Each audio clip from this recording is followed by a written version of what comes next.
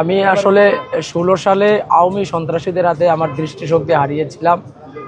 ওই দিন যে কষ্টটা হয়েছিল নির্মম নির্যাতনে, আজকের এই দিনে তার চেয়েও বেশি কষ্ট হচ্ছে যখন শুনেছি যে ভোরবেলা আমাদের প্রিয় নেত্রী পৃথিবীতে আর নাই। তিনি, আমরা যারা তৃণমূলের নেতাকর্মী আছি, আমাদের ধৈর্যের প্রতীক, আমাদের অনুপ্রেরণার প্রতীক ছিল বেগম খালেদা জিয়া, যাকে দেখলে আমরা শত নির্যাতন নিপীড়ন আমরা সহ্য করতে পারতাম। তৃণমূলের কর্মীরা এই নেত্রীর দিকে তাকিয়ে থাকতো, আর সেই নেত্রী আজকে নাই। এই বিষয়টা আসলে মেনে নিতে পারতেছি না। আমাদের প্রিয় নেত্রী, যিনি গণতন্ত্রের প্রতীক, সারাটা জীবন একটি গণতান্ত্রিক বাংলাদেশের জন্য সংগ্রাম করে গেছেন।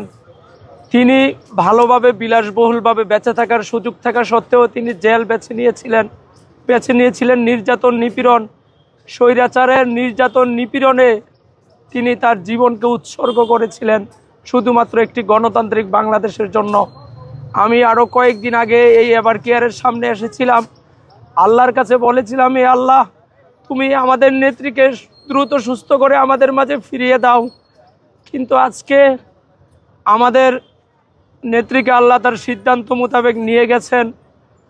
আমাদের যে অপূরণীয় ক্ষতি, আমরা শত কষ্টের মাঝেও যখন নেত্রীর কথা শুনতাম বা নেত্রীর দিক নির্দেশনা পাইতাম, আমরা সেইভাবে ধৈর্যশীলতার সাথে গণতান্ত্রিক আন্দোলনে সামিল হতাম।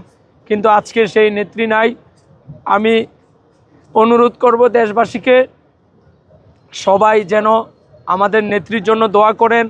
আল্লাহ তাআলা যেন আমাদের নেত্রীকে জান্নাতুল ফেরদাউস দান করেন।